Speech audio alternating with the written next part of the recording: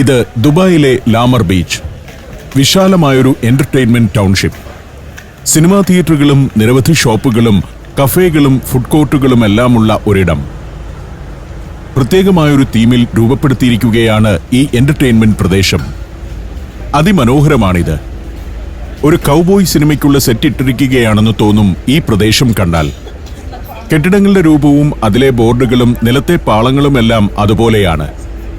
ഏത് രാജ്യത്താണ് നിൽക്കുന്നതെന്ന കാര്യത്തിൽ അല്പനേരത്തേക്കെങ്കിലും നമ്മെ വിഭ്രാന്തിയിലാക്കും ഈ പ്രദേശം. ഇത് ദുബായ് എന്ന മരുഭൂനാട്ടിലാണെന്ന് തോന്നുകയേയില്ല. വ്യത്യസ്തമായതും ലോക നിലവാരത്തിലുള്ളതുമായ റെസ്റ്റോറന്റുകൾ. കെട്ടിടങ്ങളുടെ അകത്തും പുറത്തും സീറ്റുകൾ ഒരുക്കിയിട്ടുണ്ട്. പുറത്ത് സുഖകരമായ ഒരു തണുപ്പാണിപ്പോൾ. ഒക്ടോബർ മുതൽ മാർച്ച് വരെയുള്ള മാസങ്ങളിൽ രാത്രിയിൽ ഇങ്ങനെ പുറത്തിട്ട കസേരകളിലെ ഇരിപ്പ് സുഖകരമായിരിക്കും. കുട്ടികൾ കളിച്ചു നടക്കുന്നു. എനിക്ക് ഈ ലാമർ പ്രദേശം നന്നായി ഇഷ്ടപ്പെട്ടു. എന്തുകൊണ്ടാണ് കേരളത്തിൽ സ്വകാര്യ മേഖലയിൽ പോലും ഇത്തരം സൗകര്യങ്ങൾ വരാത്തതെന്നത് അത്ഭുതപ്പെടുത്തുന്നു. അതിനുള്ള കാര്യം ഇത്തരം സംവിധാനങ്ങളെക്കുറിച്ചുള്ള ഒരു വീക്ഷണമില്ലായ്മയാകാം. ദുബായിൽ ബിസിനസ്സിലൂടെ വിജയം നേടിയ ധാരാളം മലയാളികളുണ്ടെങ്കിലും അവരൊന്നും കേരളത്തിൽ ഇത്തരം കാര്യങ്ങൾക്ക് വേണ്ടി ഇൻവെസ്റ്റ് ചെയ്യുന്നില്ല. എന്തിനേയും എതിർക്കുന്ന പൊതുസമൂഹത്തെക്കുറിച്ചുള്ള ഭയം തന്നെയാവും പ്രധാന കാരണം. ഒരു കൊച്ചുകുട്ടിയെ ഏത് കാര്യത്തിലും മാതാപിതാക്കൾ കുറ്റപ്പെടുത്തിക്കൊണ്ടിരുന്നാൽ അവന്റെ ആത്മവിശ്വാസം കെട്ടുപോകും. അതുപോലെയാണ് കേരളത്തിലെ സ്ഥിതി. ഗവൺമെന്റിന്റെ കുഴപ്പം കൊണ്ട് മാത്രമല്ല. 2015 വരെയുള്ള കാലത്ത് മാധ്യമങ്ങളും കേരളത്തിൽ ഇൻവെസ്റ്റ് ചെയ്യാനെത്തുന്ന സംരംഭകനെ വേട്ടയാടുമായിരുന്നു. ലേബർ പ്രശ്നം, കയ്യേറ്റം, പരിസ്ഥിതി നാശം എന്നൊക്കെ പറഞ്ഞ് നിരന്തരം അയാളെ വളഞ്ഞിട്ട് ആക്രമിച്ചു. ഗവൺമെന്റിന്റെ പോളിസി കൊണ്ടോ രാഷ്ട്രീയക്കാരുടെ നിലപാടുകൊണ്ടോ മാത്രമല്ല, മാധ്യമങ്ങളുടെയും പൊതുസമൂഹത്തിന്റെയും വികാരം സംരംഭകർക്ക് എതിരായിരുന്നു. ആഡംബരത്വം, ഇതുപോലുള്ള സംവിധാനങ്ങൾ, വില കൂടിയ സൗകര്യങ്ങൾ എന്നിവയ്ക്കെല്ലാം എതിരായിരുന്നു കേരളീയ സമൂഹത്തിന്റെ ചിന്തകൾ. ദാരിദ്ര്യമായിരുന്നല്ലോ നമ്മുടെ ഏറ്റവും വലിയ ഗുണവിശേഷം. ദാരിദ്ര്യമുള്ളവനാണ് ഏറ്റവും മിടുക്കൻ എന്ന ഒരു ചിന്ത അന്ന് നിലനിന്നിരുന്നു. അതുകൊണ്ട് തന്നെ പണം മുടക്കി ലോക നിലവാരമുള്ള സംവിധാനങ്ങൾ ഉണ്ടാക്കുന്നതിനെയെല്ലാം എതിർത്തു. ഇത്തരം കാര്യങ്ങൾക്ക് കേരളത്തിൽ ഇൻവെസ്റ്റ് ചെയ്യാൻ ലോകത്തിന്റെ പല ഭാഗത്തുമുള്ള മലയാളികളായ സമ്പന്നർക്ക് ഭയമാണ്. പുതിയ തലമുറയ്ക്ക് ഇതൊക്കെ ആവശ്യമാണെന്നത് മുൻകൂട്ടി കണ്ടാണ് ലോകത്തിലെ പല രാജ്യങ്ങളും ഇത്തരം സംവിധാനങ്ങൾ ഒരുക്കുന്നത്. എങ്കിലേ ആ തലമുറയെ ആകർഷിച്ചു നിർത്താൻ കഴിയൂ. കേരളത്തിൽ തലമുറകളെ ആകർഷിച്ചു നിർത്താനുള്ള സംവിധാനങ്ങളോ സാഹചര്യമോ ഇല്ലാതെ പോയി. രാഷ്ട്രീയക്കാരും മാധ്യമങ്ങളും പൊതുജനങ്ങൾക്ക് സംരംഭകരെ ആക്രമിക്കുന്നതാണ് ഇഷ്ടം എന്ന ചിന്തയിൽ അവരെ പരമാവധി ഉപദ്രവിച്ചു. പുതിയ തലമുറ തൊട്ടുമുൻപുള്ള തലമുറ ജീവിച്ച സാഹചര്യത്തിലല്ല ജീവിക്കുന്നത്. അവർ ആഗ്രഹിക്കുന്നതും സോഷ്യൽ മീഡിയയിലൂടെ നിരന്തരം കാണുന്നതും ആഡംബരത്വവും ഉല്ലാസവും സമ്പന്നതയുമൊക്കെയാണ്. മുൻ തലമുറകൾ പാടത്ത് പണിയെടുത്തും റബ്ബർ ടാപ്പ് ചെയ്തും കഴിഞ്ഞുകൂടിയതുപോലെ പുതിയ തലമുറ ജീവിക്കുമെന്ന് പ്രതീക്ഷിക്കരുത്. അവർ ആഗ്രഹിക്കുന്നത് ലക്ഷറിയാണ്. ഔട്ടിങ്ങിനും സമയം ചെലവഴിക്കുന്നതിനുമുള്ള സ്ഥലം വേണം. അതൊക്കെയാണ് ഇത്തരം രാജ്യങ്ങൾ പൗരന്മാർക്ക് നൽകുന്നത്. ഇത് കാണുമ്പോൾ നമ്മൾ കൈയടിക്കും. എന്നാൽ നമ്മുടെ നാട്ടിലാണ് ഇത്തരമൊരു സംവിധാനം വരുന്നതെങ്കിൽ വിമർശിച്ചും നിയമത്തിന്റെ നൂലാമാലകൾ പറഞ്ഞും ആരോപണമുന്നയിച്ചും അതിനെ നിരുത്സാഹപ്പെടുത്തുകയും ചെയ്യും. ആ ചിന്തകളിൽ മുഴുകി ഞാൻ ലാമർ ബീച്ച് പ്രദേശത്തെ വഴികളിലൂടെയെല്ലാം നടന്നു. എന്താണ് ദുബായ് എന്ന് പ്രേക്ഷകനെ കാണിക്കുകയാണ് ഇതിലൂടെ. 100 വർഷം മുൻപ് മരുഭൂമിയിൽ ഓലപ്പുരകളും ചെറിയ ഷെഡുകളും ഏതാനും ചില കെട്ടിടങ്ങളും ഉണ്ടായിരുന്ന നാടാണ് ദുബായ്. ആ ഗ്രാമം ഇന്നത്തെ ദുബായിയായി വളരുന്നതിനെപ്പറ്റി ചിന്തിച്ചുകൊണ്ട് ലാമറിൽ നിന്നും യാത്ര തുടർന്നു. എന്റെ സുഹൃത്ത് ഡോക്ടർ ഷാഫിയുടെ കാറിലാണ് പോകുന്നത്. ദുബായ് തങ്ങളുടെ പാരമ്പര്യ മൂല്യങ്ങളെ കൈവിടാതെ തന്നെയാണ് പുതിയ കാലത്തിന്റെ വികസനങ്ങൾ നടപ്പാക്കുന്നത്. മതവിശ്വാസവും ചിട്ടകളും നിയമങ്ങളുമെല്ലാം കൃത്യമായി പാലിക്കപ്പെടുന്നുണ്ടിവിടെ. അതോടൊപ്പം ഇവർ അതിവേഗം മുന്നേറുകയാണ്. 2007-2008 വർഷങ്ങളിൽ ലോകത്തുണ്ടായ സാമ്പത്തിക പ്രതിസന്ധി ഘട്ടത്തിൽ ഇവിടുത്തെ ഭരണാധികാരികളെ വിമർശിക്കുകയും പരിഹസിക്കുകയും ചെയ്യുന്ന മലയാളികളെ ഞാൻ ഇവിടെ വെച്ചു കണ്ടിട്ടുണ്ട്. ആ പ്രതിസന്ധികളെയെല്ലാം തരണം ചെയ്ത് ദുബായ് കുതിച്ചുയരുന്നതാണ് പിന്നീട് കണ്ടത്. മുൻകാഴ്ചയുള്ള ഭരണാധികാരികളുള്ള നാട് ഇങ്ങനെയാണ്. പണ്ട് വിമർശിച്ചവരൊന്നും ഇന്ന് ശബ്ദം പുറപ്പെടുവിക്കുന്നില്ല. ദുബായ് ഫെസ്റ്റിവൽ സിറ്റിയിലെ ഹോട്ടൽ ക്രൗൺ പ്ലാസയുടെ മുന്നിൽ എന്നെ ഇറക്കി ഡോക്ടർ ഷാഫി പോയി. പിറ്റേ ദിവസം പ്രഭാതം. ക്രൗൺ പ്ലാസയുടെ 4-ാം നിലയിലുള്ള റെസ്റ്റോറന്റിൽ എത്തിയിരിക്കുകയാണ്. ഇതൊരു ഓപ്പൺ റെസ്റ്റോറന്റ് ആണ്. ഹോട്ടലിന്റെ 4-ാം നിലയാണെങ്കിലും ഇവിടെ ഒരു മുറ്റമുണ്ട്. അതൊരു ഉദ്യാനം പോലെയാണ്. രസകരമായ ആംബിയൻസ്. ആളുകൾക്ക് നിലത്തിരിക്കാം, കുട്ടികൾക്ക് കളിക്കാം. ഒരു മൈതാനമാണെന്ന് തോന്നുമെങ്കിലും ഇത് ഹോട്ടലിന്റെ 4-ാം നിലയുടെ ടെറസാണ്. അതിലൂടെ നടക്കുമ്പോൾ ഒരു ഭാഗത്ത് ദുബായ് ക്രീക്ക് എന്ന ജലാശയം, പേർഷ്യൻ ഗൾഫിൽ നിന്ന് ഉള്ളിലേക്ക് വെട്ടിയെടുത്ത വീതിയാർന്ന ഒരു ജലാശയമാണ് ദുബായ് ക്രീക്ക്. പേർഷ്യൻ ഗൾഫിൽ നിന്ന് തുടങ്ങി അതിൽ തന്നെ അവസാനിക്കുമ്പോൾ ദുബായ് ക്രീക്ക് ഒരു ദ്വീപ് സൃഷ്ടിക്കുന്നുണ്ടിവിടെ. അതിന്റെ 2 കരകളിലുമായാണ് ദുബായിയുടെ ഡൗൺ ടൗണും പ്രധാന നിർമ്മിതികളുമെല്ലാം. പ്രകൃതിദത്തമായി ഉണ്ടായിരുന്ന ഒരു തോടിനെ 1950കളിൽ ആരംഭിച്ച ഡ്രഡ്ജിങ്ങിലൂടെയാണ് ഇത്ര വലിയ ഒരു ജലാശയമാക്കി മാറ്റിയെടുത്തത്. ക്രീക്കിന്റെ കരയിൽ ഒരു നിർമ്മാണ യാർഡ് കാണാം. തുറന്ന പുസ്തകത്തിന്റെ രൂപത്തിൽ അക്കരെ കാണുന്നത് മുഹമ്മദ് ബിൻ റാഷിദ് ലൈബ്രറിയാണ്. വേറൊരു ഭാഗത്ത് ക്രീക്ക് ഹാർബർ എന്ന പുതിയൊരു സിറ്റി രൂപം കൊള്ളുകയാണ്. റെസിഡൻഷ്യൽ യൂണിറ്റുകൾ, ഓഫീസ് സമുച്ചയങ്ങൾ, എന്റർടൈൻമെന്റ് ഏരിയകൾ എന്നിവയെല്ലാം ചേർന്ന പുതിയൊരു സിറ്റിയാണ് അവിടെ വരുന്നത്. ഇവിടെ നിൽക്കുമ്പോൾ വലതുഭാഗത്ത് ഇന്റർ കോണ്ടിനെന്റൽ ഹോട്ടൽ കാണാം. ക്രൗൺ പ്ലാസയോട് തൊട്ടു നിൽക്കുന്ന വലിയൊരു ഹോട്ടലാണത്. ഓപ്പൺ എയർ റെസ്റ്റോറന്റിൽ ധാരാളം ആളുകളുണ്ട്. 300-ലേറെ മുറികളുണ്ട് ഈ ഫെസ്റ്റിവൽ സിറ്റിയിലെ ക്രൗൺ പ്ലാസയിൽ. ഓപ്പൺ എയർ റെസ്റ്റോറന്റ് കൂടാതെ മറ്റ് 2 റെസ്റ്റോറന്റുകൾ കൂടിയുണ്ട് ഇവിടെ. ബ്രേക്ക്ഫാസ്റ്റ് കഴിച്ച് ഞാൻ പുറത്തേക്കിറങ്ങി. ഇന്നാണ് എമിറേറ്റ്സ് ലിറ്ററേച്ചർ ഫെസ്റ്റിവലിൽ എൻ്റെ സെഷൻ. ഫെസ്റ്റിവലിൽ ഒരു ഡെലിഗേറ്റാണ് ഞാൻ. അവിടെ ഒരു പ്രഭാഷണം നടത്തണം. ഇവിടുത്തെ മലയാളി സമൂഹവുമായി ഇന്ററാക്ഷനുമുണ്ട്. രാവിലെ 11 മണിക്കാണത്. ഇപ്പോൾ 9 മണിയായിട്ടേ ഉള്ളൂ. എങ്കിലും ഹോട്ടലിൽ വെറുതെ ഇരിക്കാതെ ലിറ്ററേച്ചർ ഫെസ്റ്റിവൽ നടക്കുന്ന വെനുവിലേക്ക് നടക്കാൻ തീരുമാനിച്ചു. ഇവിടമൊക്കെ ഒന്ന് ചുറ്റി നടന്ന് കാണാമെന്ന ഉദ്ദേശത്തോടെയാണ് ഞാൻ ഇറങ്ങിയിരിക്കുന്നത്. ലിറ്ററേച്ചർ ഫെസ്റ്റിവൽ നടക്കുന്നത് ഈ സിറ്റിയിലാണ്. ഫെസ്റ്റിവൽ സിറ്റിയിലെ കൺവെൻഷൻ സെന്ററിലും മറ്റുമായി. ഇവിടുത്തെ ഹോട്ടലുകൾ വേറെ, കൺവെൻഷൻ സെന്റർ വേറെ എന്നൊന്നുമില്ല. എല്ലാം പരസ്പര ബന്ധിതമാണ്. മഴ നനയുകയോ വെയിലേൽക്കുകയോ ചെയ്യാതെ എയർ കണ്ടീഷൻ അകത്തുകൂടി എല്ലായിടത്തേക്കും നടന്നു ചെല്ലാം. നമ്മുടെ നാട്ടിലെ ലിറ്ററേച്ചർ ഫെസ്റ്റിവൽ നടക്കുന്നത് പോലെ താൽക്കാലിക പന്തലുകളിലൊന്നുമല്ല. 5 സ്റ്റാർ സംവിധാനങ്ങൾക്കകത്തുകൂടിയാണ് ഈ നടക്കുന്നത്. എമിറേറ്റ്സ് എയർലൈൻസ് മുൻകൈയെടുത്ത് നടത്തുന്ന ഒരു സാഹിത്യോത്സവമാണ് എമിറേറ്റ്സ് ഇന്റർനാഷണൽ ലിറ്ററേച്ചർ ഫെസ്റ്റിവൽ. ലോകത്തിന്റെ വിവിധ ഭാഗങ്ങളിലുള്ള സാഹിത്യകാരന്മാരും സാംസ്കാരിക പ്രവർത്തകരും വായനക്കാരുമെല്ലാം ഇതിൽ പങ്കെടുക്കുന്നു. 2009-ലാണ് ഈ ഫെസ്റ്റിവൽ ആരംഭിക്കുന്നത്. പിന്നീടങ്ങോട്ട് എല്ലാ വർഷവും ഈ പരിപാടി നടക്കുന്നുണ്ട്. ലോകത്തിന്റെ വിവിധ ഭാഗങ്ങളിൽ നിന്നുള്ള സാഹിത്യകാരന്മാർ, ചിന്തകർ, ഭാഷാവിദഗ്ധർ എന്നിവരെല്ലാം ഈ ദിനങ്ങളിൽ ഇവിടെ എത്തുന്നു. 250 സെഷനുകളാണ് ഓരോ വർഷവും എമിറേറ്റ്സ് ലിറ്ററേച്ചർ ഫെസ്റ്റിവലിൽ നടക്കുന്നത്. ശില്പശാലകൾ, പ്രഭാഷണങ്ങൾ, പാനൽ ഡിസ്കഷനുകൾ, കവിതാ പാരായണം എന്നിവയെല്ലാം ഫെസ്റ്റിവലിൽ നടക്കുന്നു. ഈ പരിപാടിയിൽ ഒരാളായി എന്നെയും ക്ഷണിച്ചു എന്നത് വളരെ അഭിമാനകരമായ കാര്യമാണ്. സാഹിത്യകാരന്മാർ മാത്രമല്ല, ചിത്രകാരന്മാരും കാർട്ടൂണിസ്റ്റുകളുമെല്ലാം ഇതിൽ പങ്കെടുക്കുന്നുണ്ട്. ഒരിടത്ത് ലൈവ് ചിത്രരചന നടക്കുന്നു. ധാരാളം ആളുകൾ ഒത്തുചേരുന്ന ഒരു പരിപാടിയാണിത്. ഷാർജ ബുക്ക് ഫെയർ പോലെ ദുബായിൽ നടക്കുന്ന ഒരു പ്രധാനപ്പെട്ട പരിപാടി. ഞാൻ എത്തുമ്പോൾ ഇവിടമെല്ലാം ഉണർന്നു വരുന്നതേയുള്ളൂ. എങ്കിലും ആളുകൾ എത്തിത്തുടങ്ങി. സെഷനുകൾ തുടങ്ങാൻ ഇനിയും 1.5 മണിക്കൂറുണ്ട്. 3-4 വേദികളിലാണ് ഒരേ സമയം പരിപാടികൾ നടക്കുക. താഴെ കാണുന്ന പന്തലിലും ചില പ്രത്യേക വേദികളുണ്ട്. പുസ്തക പ്രദർശനവും വിൽപ്പനയും നടക്കുന്നുണ്ട്. പുസ്തക പാരായണവുമുണ്ട്. ഡെലിഗേറ്റ്സിനും മറ്റുമുള്ള കാത്തിരിപ്പ് സ്ഥലങ്ങളാണ് ഇത്. ഞാൻ അവിടേക്ക് ചെല്ലുമ്പോൾ എൻ്റെ സെഷന്റെ മോഡറേറ്ററായ രാധാകൃഷ്ണൻ മച്ചിങ്ങൽ ഇവിടെ എത്തിയിട്ടുണ്ട്. ഇതാണ് ആൾ. രാധാകൃഷ്ണൻ മച്ചിങ്ങൽ തനി മലയാളി വേഷത്തിലാണ് വന്നിരിക്കുന്നതെങ്കിലും ഇദ്ദേഹം ഒരു പ്രൊഫഷണൽ കമ്പനിയിലെ വലിയ ഉദ്യോഗസ്ഥനാണ്.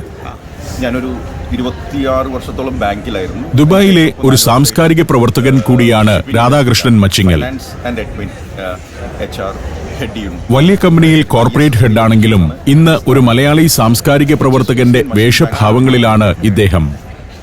പരിപാടി തുടങ്ങാൻ ഇനിയും സമയമുണ്ട്. അറബി വാദ്യക്കാരൊക്കെ രംഗത്തെത്തിക്കഴിഞ്ഞു. അവരുടെ പെർഫോമൻസുകൾ തുടങ്ങാൻ സമയമാകുന്നതേയുള്ളൂ. ഞാൻ പരിപാടി തുടങ്ങുന്നതിനും കുറേ നേരം മുൻപേ എത്തിയത് ഇതൊന്ന് ഷൂട്ട് ചെയ്യാൻ വേണ്ടിയാണ്. ഡെലിഗേറ്റിന്റെ റോളിലേക്ക് മാറിയാൽ ഷൂട്ടിംഗ് നടക്കില്ല. എന്റെ സെഷൻ തുടങ്ങുന്നതിന് അരമണിക്കൂർ മുമ്പെങ്കിലും ക്യാമറയൊക്കെ മാറ്റിവെക്കണം. അതുവരെ ക്യാമറാമാന്റെ ജോലി ചെയ്യാൻ പറ്റുകയുള്ളൂ. ഡെലിഗേറ്റ് ക്യാമറയുമായി നടക്കുന്നത് അത്ര ശരിയല്ലല്ലോ. അതുകൊണ്ടാണ് ഞാൻ നേരത്തെ വന്ന് ഇതൊക്കെ ഷൂട്ട് ചെയ്തു വെക്കുന്നത്. കൂടുതൽ ആളുകൾ എത്താൻ നേരമാകുന്നു. ഇനി ക്യാമറ ഓഫ് ചെയ്തു വെക്കാമെന്ന് തോന്നി. അറബി സംഗീതജ്ഞർ കുറെ പേരുണ്ട്. ഒരു ഭാഗത്ത് ബുക്ക് ഫെയർ ആരംഭിച്ചു കഴിഞ്ഞു. നിരവധി കൗണ്ടറുകളിലായി ലോകത്തിന്റെ വിവിധ ഭാഗങ്ങളിൽ നിന്നും പ്രസിദ്ധീകരിച്ച പുസ്തകങ്ങൾ ഇംഗ്ലീഷിലും അറബിയിലുമെല്ലാമുണ്ട്. ഒരു ഭാഗത്തെത്തുമ്പോൾ ട്രാവൽ ഫോർ ലിവിംഗ് എന്ന സന്തോഷ് ജോർജ് കുളങ്ങരയുടെ സെഷൻ ഈ ഹാളിലാണെന്ന് കണ്ടു. ഇനി ഞാൻ ക്യാമറ ഓഫ് ചെയ്യുകയാണ്. Vietnam, France, Belgium, Netherlands, Mexico, Greece. Sancharam volume number 18. Full HD-യിലുള്ള ഈ അപൂർവ ദൃശ്യയാത്രാ വിവരണ ശേഖരം സ്വന്തമാക്കാൻ സഞ്ചാരം എന്ന് SMS ചെയ്യൂ. ഫോൺ 9995444222. ഇപ്പോൾ നേരം 1:30. എമിറേറ്റ്സ് ലിറ്ററേച്ചർ ഫെസ്റ്റിവലിലെ എന്റെ പരിപാടി കഴിഞ്ഞിരിക്കുന്നു. ധാരാളം മലയാളികളുമായി സംസാരിച്ചു, ലഞ്ച് കഴിച്ചു.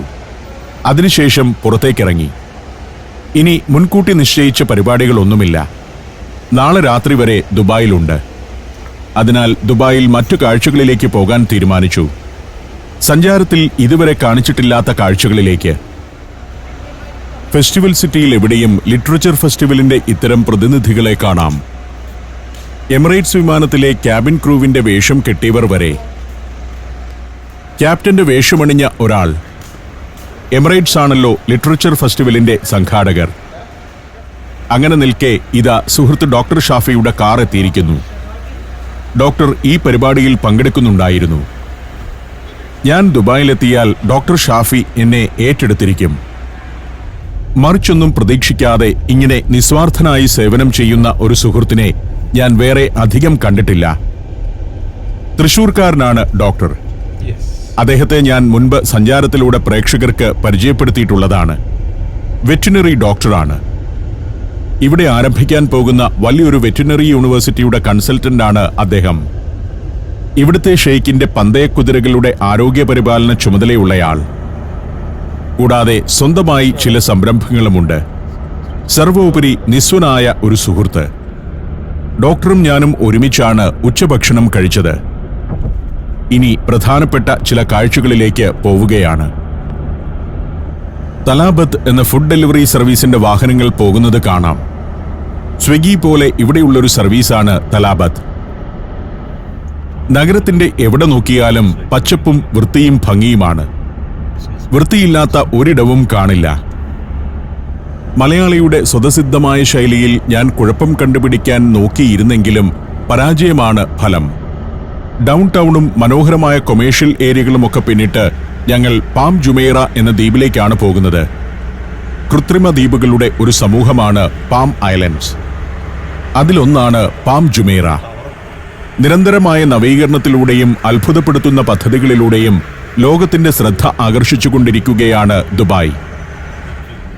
പാം ജുമൈറയുടെ ആകാശക്കാഴ്ച ഇതാണ്. അതിൽ ഈ ഭാഗത്തുകൂടിയാണ് ഞങ്ങൾ സഞ്ചരിച്ചുകൊണ്ടിരിക്കുന്നത്. പോകുന്നത് ഈ ഭാഗത്തേക്കും. പാം ഐലൻഡ്സ് എന്ന ഡെവലപ്മെന്റ് പദ്ധതിയുടെ ഒരു ഭാഗമാണ് പാം ജുമൈറ. പാം ജബൽ അലി, പാം ദേറ എന്നിവയാണ് മറ്റു ദ്വീപുകൾ. കടലിൽ മണ്ണിട്ട് നികത്തിയെടുത്ത ഭാഗത്തുകൂടിയാണ് ഞങ്ങൾ ഈ പോകുന്നത്. 2001 പാം ജുമൈറയുടെ നിർമ്മാണം ആരംഭിക്കുന്നത്. 2006 ആയപ്പോഴേക്കും പദ്ധതിയുടെ 75% പൂർത്തിയായിരുന്നു. ശരിക്കും ഒരു റെസിഡൻഷ്യൽ പ്രോജക്റ്റാണ് പാം ജുമൈറ. അപ്പാർട്ട്മെന്റുകളും വില്ലകളും ഹോട്ടലുകളും അതിൽ ഉൾപ്പെടുന്നു. ഇക്കാണുന്ന അപ്പാർട്ട്മെന്റ് സമുച്ചയങ്ങളെല്ലാം പാം ജുമൈറ ഐലൻഡിൽ തന്നെയാണ്. ലോകത്തിന്റെ പല ഭാഗങ്ങളിൽ നിന്നുള്ള കോടീശ്വരന്മാർ ഇവിടെ അപ്പാർട്ട്മെന്റുകൾ സ്വന്തമാക്കിയിരിക്കുന്നു. തലയ്ക്ക് മുകളിൽ മോണോറെയിലിന്റെ പാളമാണ്. പാം ജുമൈറ മോണോറെയിലിന്റെ ഒരു ഭാഗം. ദുബായിയുടെ മെയിൻലാൻഡുമായി പാം ജുമൈറയെ കണക്ട് ചെയ്യുന്നു ആ മോണോറെയിൽ. ഇക്കാണുന്നതെല്ലാം വില്ലകളാണ്. ഷാരൂഖ് ഖാൻ ഉൾപ്പെടെയുള്ള സെലിബ്രിറ്റികളും ലോകത്തെ വമ്പൻ കോടീശ്വരന്മാരുമൊക്കെയാണ് ഇവിടെ വില്ലകൾ സ്വന്തമാക്കിയിരിക്കുന്നത്. അങ്ങകലെ കവാടം പോലൊരു നിർമ്മിതിയുണ്ട്. അറ്റ്ലാന്റിസ് ഹോട്ടലാണത്. അവിടേക്കാണ് ഇനി എത്തുക. അറ്റ്ലാന്റിസ് ഹോട്ടൽ ഒന്ന് കാണണം. പാം ഐലൻഡിലെ മറ്റൊരു ദ്വീപിലാണത്. കടലിനടിയിലൂടെ വേണം ആ ദ്വീപിലെത്താൻ. കടലിന് മുകളിലൂടെ പാലം പണിതിരിക്കുകയല്ല, അടിയിലൂടെ ഒരു ടണൽ ഉണ്ടാക്കിയിരിക്കുകയാണ്. ടണലിലേക്ക് ഇറങ്ങി പേർഷ്യൻ ഗൾഫിലെ പാം ദ്വീപ് സമൂഹത്തിലെ ഒരു ദ്വീപിൽ നിന്ന് മറ്റൊന്നിലേക്ക് കടലിനടിയിലൂടെ പോകുന്നു. ടണലിൽ നിന്ന് കയറിയെത്തുന്നത് അറ്റ്ലാന്റിസ് ഹോട്ടലിന്റെ സമീപത്തേക്കാണ്. ഇതാണ് നേരത്തെ അകലെ നിന്ന് കണ്ട അറ്റ്ലാന്റിസ് ഹോട്ടൽ. ദുബായിലെ ഏറ്റവും വലിയ ഹോട്ടലുകളിൽ ഒന്നാണിത്. Atlantis the palm. 1548 മുറികളുണ്ട് ഇതിൽ. ഒരു പ്രത്യേക ഡിസൈനാണ് ഇതിന്. ഇടത്തും വലത്തുമായി 2 വിങ്ങുകൾ, മധ്യത്തിൽ ഒരു കവാടം. മനോഹരമായി ലാൻഡ്സ്കേപ്പ് ചെയ്ത പരിസരം. ആഡംബരത്വത്തിന്റെ അവസാന വാക്കെന്ന് വിശേഷിപ്പിക്കാം ഈ ഹോട്ടലിനെ. ലോകത്തെ വലിയ സമ്പന്നർ ദുബായിൽ വന്നാൽ താമസിക്കുന്ന ഹോട്ടലുകളിൽ പ്രമുഖമാണ് അറ്റ്ലാന്റിസ് ദ പാം. 22 നിലകളുള്ള കെട്ടിടമാണ്. അണ്ടർ വാട്ടർ സ്വീറ്റ് റൂമുകൾ ഉണ്ടെന്നതാണ് ഈ ഹോട്ടലിലെ ഒരു സവിശേഷത. അത്തരമൊരു സംവിധാനമുള്ള ലോകത്തെ വളരെ വിരളമായ ഹോട്ടലുകളിലൊന്നാണിത്. കടൽ തീരത്താണ് ഹോട്ടലെങ്കിലും അതിന്റെ പുറത്ത് നിരവധി പൂളുകൾ ഒരുക്കി വെച്ചിട്ടുണ്ട്. അതിഗംഭീരമായ ഒരു ആംബിയൻസ് ആണിവിടെ. വെറും 2 വർഷം കൊണ്ടാണ് ഇതെല്ലാം ഇവിടെ ഒരുക്കിയത്. ഹോട്ടലിന്റെ ലോബിയിലേക്ക് കയറുമ്പോൾ ഇങ്ങനെയാണ് കാഴ്ച. മധ്യകാലത്തെ അലങ്കാര സമൃദ്ധമായ വലിയൊരു കൊട്ടാരത്തിലേക്ക് കയറിയെത്തിയതുപോലെയുണ്ട്. എങ്ങും ആഡംബരത്വമുള്ള കാഴ്ചകൾ മാത്രം. ഇത്തരം സമ്പന്നതയോട് നമുക്ക് ഒരു കാലത്ത് പുച്ഛവും പരിഹാസവുമൊക്കെയായിരുന്നു. പക്ഷേ അതൊന്നുമല്ല വേണ്ടതെന്ന് തിരിച്ചറിയേണ്ടതുണ്ട്. ദാരിദ്ര്യം കാണിച്ചാൽ പകരം കിട്ടുന്നതും ദാരിദ്ര്യമായിരിക്കും. സമ്പന്നതയും ആഢ്യത്വവും പ്രദർശിപ്പിച്ചാൽ സമ്പത്ത് വരികയും ചെയ്യും. അതാണ് ദുബായ് പോലുള്ള രാജ്യങ്ങൾ ചെയ്യുന്നത്. അമേരിക്ക, യൂറോപ്പിലെ വികസിത രാജ്യങ്ങൾ, ഇവിടെ ദുബായ്, ഖത്തർ എന്നിവയൊക്കെ ആ പാത പിന്തുടരുന്നു. സൗത്ത് ആഫ്രിക്ക ആസ്ഥാനമായി പ്രവർത്തിക്കുന്ന ഖെട്നർ ഇന്റർനാഷണൽ റിസോർട്ട്സ് ആണ് അറ്റ്ലാന്റിസ് ദ പാം മാനേജ് ചെയ്യുന്നത്. ഈ പ്രോപ്പർട്ടി ഡെവലപ്പ് ചെയ്തതും അവരാണ്. ഉദ്ഘാടനം കൊണ്ട് ചരിത്രം സൃഷ്ടിച്ച ഹോട്ടൽ കൂടിയാണിത്. 2008 വരെ ലോകത്ത് നടന്ന കരിമരുന്ന് കലാപ്രകടനങ്ങളിൽ ഏറ്റവും വലുത് ഈ ഹോട്ടലിന്റെ ഉദ്ഘാടനത്തോടനുബന്ധിച്ചാണ് ഒരുക്കിയത്. 2008 ബീജിംഗ് ഒളിമ്പിക്സിന്റെ ഉദ്ഘാടനത്തോടനുബന്ധിച്ച് നടന്ന വെടിക്കെട്ടിനേക്കാൾ 7 മടങ്ങ് വലുതായിരുന്നു ഈ ഹോട്ടലിന്റെ ഉദ്ഘാടനത്തിന് നടന്നത്. ഒരു രാത്രിയിലെ താമസത്തിന് 22,000 രൂപ മുതൽ 1.5 ലക്ഷം രൂപ വരെയുള്ള മുറികളും സ്വീറ്റുകളുമാണ് ഇവിടെയുള്ളത്. ഹോട്ടലിലെ ഈസ്റ്റ് ടവറിലെ ഈസ്റ്റ് വിങ്ങാണിത്. ഇവിടെ ലോസ്റ്റ് ചേംബേഴ്സ് എന്ന് പേരിട്ടിരിക്കുന്ന ഒരു അക്വേറിയമുണ്ട്. അക്വാ വെഞ്ചർ എന്നൊരു വാട്ടർ പാർക്കുമുണ്ട്. അങ്ങനെ പല കാഴ്ചകൾ. അതായത് ഈ ഹോട്ടലിന്റെ അകം തന്നെ കാഴ്ചയുടെ വലിയൊരു ലോകമാണ്. കെട്ടിടം പണിയുടെ ഗാംഭീര്യം ആരെയും അത്ഭുതപ്പെടുത്തും. പണ്ടൊക്കെ കൊട്ടാര സമാനമായത് എന്ന് വിശേഷിപ്പിക്കുമായിരുന്നല്ലോ. പക്ഷേ ഞാൻ ഇതുവരെ സന്ദർശിച്ചിട്ടുള്ള രാജകൊട്ടാരങ്ങളൊന്നും ഇതിനേക്കാൾ മികച്ചതല്ല. നടന്ന് ഞാൻ ലോസ്റ്റ് ചേംബേഴ്സ് അക്വേറിയത്തിന്റെ സമീപത്തേക്കെത്തി. കൂറ്റനൊരു അക്വേറിയം. ഹോട്ടലിനകത്താണ് ഇതെന്നോർക്കണം. അതിൽ ആയിരക്കണക്കിന് മത്സ്യങ്ങൾ നീന്തുന്നു.